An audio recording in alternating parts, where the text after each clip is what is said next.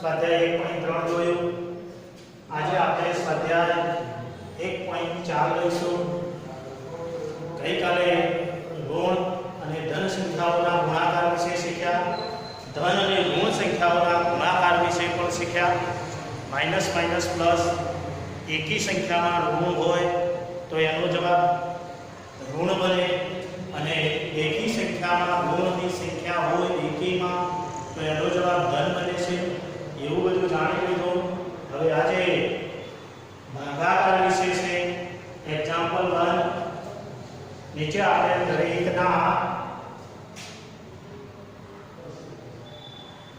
દરેકના જવાબ લખો। આપણે 1 2 3 4 5 6 7 8 9 વિધાન આપેલા છે। જવાબ શું મળે ચેક કરીએ આપણે। -30 ભાગ્યા 10 આપણે વિધેય ધન સંખ્યા સમજીને જ ભાગાકાર કરવાનો છે। તો પછી ચિહ્ન કયું મળે માઈનસ કે પ્લસ તે વિચારીએ। -30 ભાગ્યા 10 10 તરી 30 10 તરી 30 એટલે -3 ચિહ્ન માઈનસ છે। -3 જવાબ।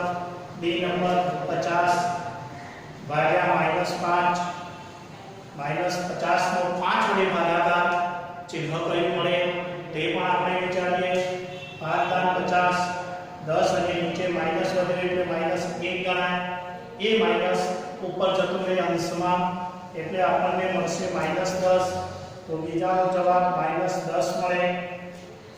ત્રીજો નંબર -36 ભાગ્યા -9 36 ને -9 વડે ભાગીએ। સૌપ્રથમ માઈનસ માઈનસ નીકળી જાય દૂર થઈ ગયા। 36 ભાગ્યા 9 9 4 36 આપણને 4 મળ્યા। બી નંબર -49 ભાગ્યા 49 બરાબર ખાલી જગ્યા તો 49 ને 49 વડે ભાગીએ। -49 ભાગ્યા 49 49 ગયા માઈનસ કઈ નથી એટલે 1 -1 જવાબ। ત્યાર પછી ઈ નંબર 13 ભાગ્યા -2 +1 13 ભાગ્યા -2 +1 સૌપ્રથમ કૌંસનું સાદુરૂપ આપીએ। 13 તો સેજ ભાગ્યા -2 +1 એટલે -1 મળે। 13 ભાગ્યા -1 13 ને -1 વડે ભાગીએ એટલે માઈનસ ઉપર જતું રહે -13 જવાબ। તો આપણને -13 જવાબ મળ્યો। ત્યાર પછી f માં 0 ભાગ્યા -12 0 ને કોઈ પણ સંખ્યા વડે ભાગતા જવાબ 0 જ મળે। જે નંબર -31 ભાગ્યા કૌંસમાં -30 +-1 કૌંસનું સૌપ્રથમ સાદુરૂપ આપીએ। સૌપ્રથમ લખીએ -31 ભાગ્યા એટલે છેદમાં -30 + -1 30 ને 31 સરવાળો કર્યો આપણે। 31 ગયા માઈનસ ગયા કઈમાં વધ્યું એટલે 1 તો આનો જવાબ 1 મળે। હવે આપણે h નંબર -36 ભાગ્યા 3 સૌપ્રથમ કૌંસનું સાદુરૂપ આપીએ। -36 ભાગ્યા 12 તરી 36 -3 મળ્યા। -3 ભાગ્યા 3 છે। -3 ભાગ્યા 3 ગયા કઈમાં વધ્યું એટલે -1 છે તો અહીંયા આપણને -1 મળે। ત્યાર પછી i નંબરનો દાખલો ખાલી જગ્યા i નંબરની જોઈએ। -6 +5 ભાગ્યા -2 +1 બરાબર ખાલી જગ્યા. સૌપ્રથમ કૌંસનું સાદું રૂપ આપીએ. 5 માંથી 6 જાય તો -1 ભાગ્યા -2 વત્તા 1 છે. બેમાં 1 જાય તો 1 પણ ઋણના વધ્યા તો -1 -1 ભાગ્યા 1 -1 ભાગ્યા -1 માઈનસ માઈનસ ગયા 1 ભાગ્યા 1 એટલે 1 જ એટલે આપણને મળ્યા 1 મળ્યો. ત્યાર પછી ખાલી જગ્યાઓ આપણે થોડી ભાગાકાર માટેની એક્ઝામ્પલ નંબર 2 નીચેના દરેક a b અને c ની કિંમતો માટે a ભાગ્યા b + c is not equal to બરાબર નથી a ભાગ્યા b + a ભાગ્યા c. આપણે ગુણાકારના વિભાજનનો નિયમ પણ ચેક કર્યો હતો ગયા સમયે. તો a ભાગ્યા b પ્લસ a ભાગ્યા c આ નિયમ જળવાય નહીં બાળકો, એટલા માટે આપણને ઇઝ નોટ ઇક્વલ ટુ આપ્યું છે. જેવું આપણે બે દાખલા લઈને વિચારવાનું છે. એ નંબરનો દાખલો તેમાં a બરાબર 12 b બરાબર -4 c બરાબર 2 લેવાના છે. તો સૌપ્રથમ ડાબી બાજુ ડાબા આંકડા પર a ભાગ્યા b + c a ભાગ્યા b + c ચેક કરીએ તો a તરીકે આપણે 12 મૂકીએ ભાગ્યા b તરીકે આપણે -4 મૂકીએ પ્લસ c તરીકે આપણે 2 મૂકીએ તો 12 ભાગ્યા 4 માંથી 2 જાય તો 2 વધે ઋણના વધ્યા -2 2 * 12 એટલે -6 12 ભાગ્યા -2 એટલે માઈનસ ઉપર જતા રહે અંશમાં 2 * 12 -6 જવાબ વિચારીએ a ભાગ્યા b પ્લસ a ભાગ્યા c બરાબર a તરીકે 12 છે ભાગ્યા b તરીકે -4 છે વત્તા a તરીકે 12 છે ભાગ્યા c તરીકે 2 છે. 4 તરી 12 એટલે -3 વત્તા 12 ભાગ્યા 2 12 a તરીકે 12 c તરીકે 2 2 * 12 6 મળ્યા. સમય 3 જાય તો 3 તો અહીંયા જવાબ -6 મળ્યો, અહીં જવાબ 3 મળ્યો એટલે -6 ઇઝ નોટ ઇક્વલ ટુ 3. તો a ભાગ્યા b + c not equal to a ભાગ્યા b પ્લસ a ભાગ્યા c. ત્યાર પછી આપણને b નંબરનો દાખલો વિચારીએ. આ -10 છે b નંબર. તેમાં ડાબી બાજુ આ સાબિત કરીએ પછી આપણે જવાબ તરફ જઈએ. ડાબી બાજુ a ભાગ્યા b + c a તરીકે -10 ભાગ્યા b તરીકે 1 પ્લસ c તરીકે 1 બરાબર -10 ભાગ્યા 1 1 2 2 × 10 -5. જવાબ વિચારીએ. જમણી બાજુ a ભાગ્યા b છે વત્તા a ભાગ્યા c છે.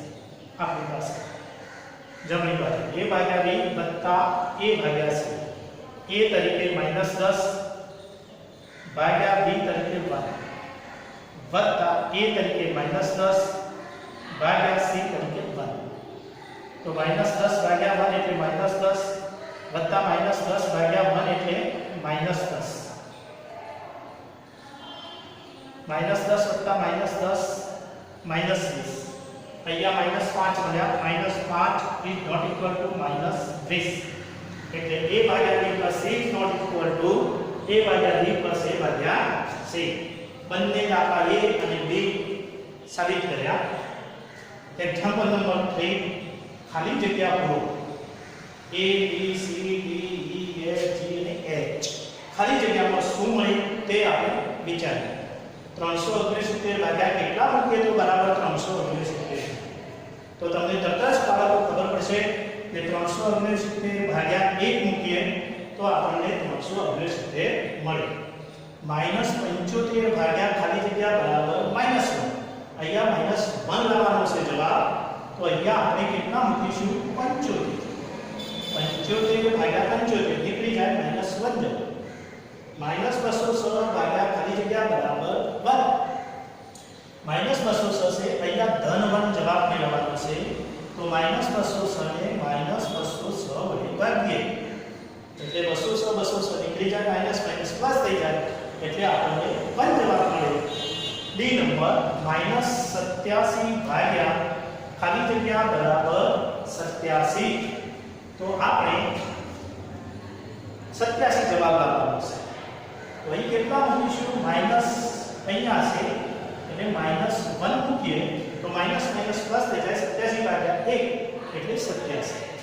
ઈ નંબર ભાગ્યા 1 બરાબર -87. તો અહીંયા કેટલા મૂકીશું તો આપણને -87 મળશે? -87. -87 ને 1 વડે ભાગીએ તો -87. એમ નંબર ખાલી જગ્યા ભાગ્યા 48 બરાબર -1. તો અહીંયા આપણે -1 જવાબ લાવવાનો છે. તો અહીંયા -48 કરીએ. -48 ભાગ્યા 48 ગયા માઈનસ વધ્યો એટલે -1. જી નંબર 20 ભાગ્યા ખાલી જગ્યા બરાબર -2. તો અહીં કેટલા મૂકીશું? 10 તો ખરા, 10 તો 20 એટલે 2 તો મળે છે, પણ 2 ને કેવો જવાબ લાવવાનો છે? -2. તો -10 વડે ભાગીએ 20 ભાગ્યા -10. 10 તો 20 એટલે -2.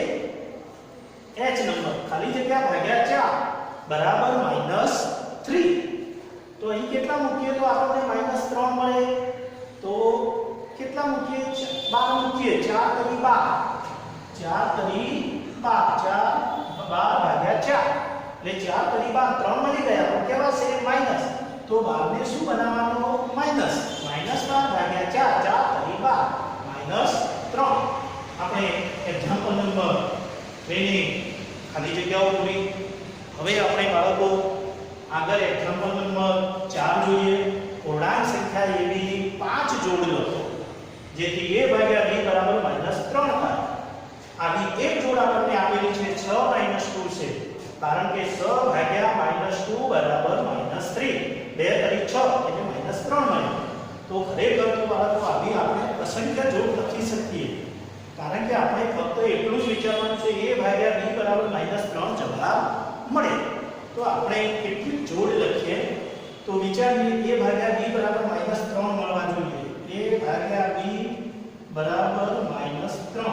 તો અહીં કેટલા મૂકું? b ની જગ્યાએ કેટલા મૂકું? એ આપણી જોડ ગણાશે. તો 12 ભાગ્યા 4 મૂકીએ તો 4 તરી 12 થાય. બાળકો 4 તરી 12 થાય તો જવાબ માઈનસ લાવવાનો છે. તો અહીંયા માઈનસ લાવવો હોય તો અહીંયા માઈનસ મૂકવો હોય. 12 ભાગ્યા -4 મૂકવા પડે એટલે 4 તરી 12 એટલે -3 મળ્યા. એક જોડ મળી ગઈ 12 4. એક જોડ કઈ મળી? 12 4. ચલો બીજી જોડ વિચારીએ. 12 4 મળી એટલે -3 જવાબ મળ્યો. બીજી જોડ વિચારીએ. -3 જવાબ લાવીએ તો અહીંયા કેટલા મૂકીએ? અહીં કેટલા મૂકીએ b ની જગ્યાએ? તો આપણે 2 6 અને 2 6 મૂકીએ ભાગ્યા 2 મૂકીએ બરાબર 2 તરી 6. પણ જવાબ -3 લાવવાનો છે. તો આ -3 તો અહીંયા માઈનસ કરીએ. 6 ભાગ્યા -2 2 તરી 6 -3 મળ્યા. તો બીજી જોડ મળી 6 -2. ત્રીજી જોડ વિચારીએ. ત્રીજી જોડ આપણે 15 મૂકીએ. 15 ભાગ્યા 5 મૂકીએ. 5 તરી 15. 3 પણ -3 લાવવાનો છે. તો -5 વડે ભાગીએ. અહીંયા પણ માઈનસ કરીએ તો 5 તરી 15 -3 મળ્યા. ત્રીજી જોડ 15 5 ગણા. હવે એક જોડ હજુ લખીએ. 5 જોડ લખવાની છે. ત્રીજી થઈ. ચોથી જોડ 18 લઈએ ભાગ્યા 6 લખીએ બરાબર 6 તરી 18 3 મળ્યા. પરંતુ આપણે -3 જવાબ આપવા માટે -6 વડે ભાગવા પડે. 6 તરી 18 -3 મળ્યા. ચોથી જોડ આપણી થઈ 18 6. આગળ છેલ્લી જોડ 2 લખીએ તો